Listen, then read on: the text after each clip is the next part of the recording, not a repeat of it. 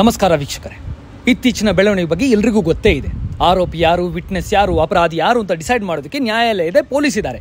ಆದರೆ ನಾವು ಸಾರ್ವಜನಿಕ ವಲಯದಲ್ಲಿ ಯಾವ ರೀತಿಯಾದ ಚರ್ಚೆ ಆಗ್ತಿದೆ ಅದನ್ನು ನಿಮಗೆ ನೇರವಾಗಿ ತೋರಿಸೋದು, ಯಾವುದೇ ಫಿಲ್ಟರ್ ಇಲ್ಲದೆ.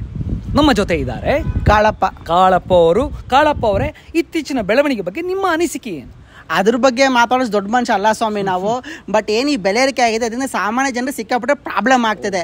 100 ರೂಪಾಯಿ ಕೊಟ್ಟರು ಒಂದು ಕಟ್ಟು ಕೊತ್ತಂಬರಿ ಬರಲ್ಲ, ಹಾಲಿಂದ 2 ರೂಪಾಯಿ ಜಾಸ್ತಿ ಆಗಿದೆ. ಟೊಮೆಟೊ, ಈರುಳ್ಳಿ ಎಲ್ಲ. ಕಾಳಪ್ಪ ಅವರೇ, ಟೊಮೆಟೊ ಮತ್ತು ಹಾಲನ್ನು ಪಕ್ಕಕ್ಕಿಡೋಣ. ಹಾಲನ್ನು ನೀವು ಯಾರಿಗೆ ಸುರಿತೀರಲ್ಲ ಅವ್ರು ಆಚೆ ಬರ್ತಾರಾ ಇಲ್ವಾ ಅದನ್ನು ಹೇಳಿ. ಅವ್ರು ಆಚೆ ಬರ್ತಾರಲ್ಲ ಗೊತ್ತಿಲ್ಲ ಸ್ವಾಮಿ. ನಾವು ಮಾರ್ಕೆಟಿಗೆ ಹೋಗೋ ಸಿಕ್ಕಾಪಟ್ಟೆ ಪ್ರಾಬ್ಲಮ್ ಆಗಿದೆ. ಯಾಕೆ ಪ್ರಾಬ್ಲಮ್ಮು?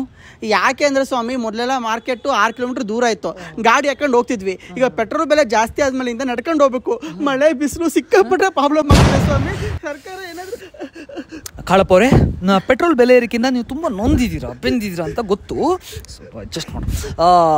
ಆದರೆ ಮುಖ್ಯವಾದ ವಿಷಯ, ಆ ವ್ಯಕ್ತಿಯ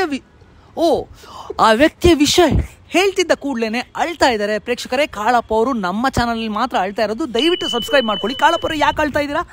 ಅವ್ರು ಹೋಗಿದಾರೆ ಅಂತಲ್ಲ ಸ್ವಾಮಿ. ನಿನ್ನೆ ನಮ್ಮ ಹೆಂಡ್ರು ವೆಜ್ ಬಿರಿಯಾನಿ ಮಾಡಕ್ಕೆ ಹೇಳಿದ್ರು, ತರಕಾರಿ ತಗೊಂಬಂದ್ಕೊಳ್ಳಿ ಬಾಯಿ ಬಂದು ಬೈದ್ಬಿಟ್ರೆ, ಅದಕ್ಕೆ ತವರು ಮನೆಗೆ ಹೋಗ್ಬಿಟ್ಟಿದ್ದಾಳೆ. ಭಾಗ್ಯ ಮನೆಗೆ ವಾಪಸ್ ಬರೀ ತರಕಾರಿ ತಿಂದಿನಿ.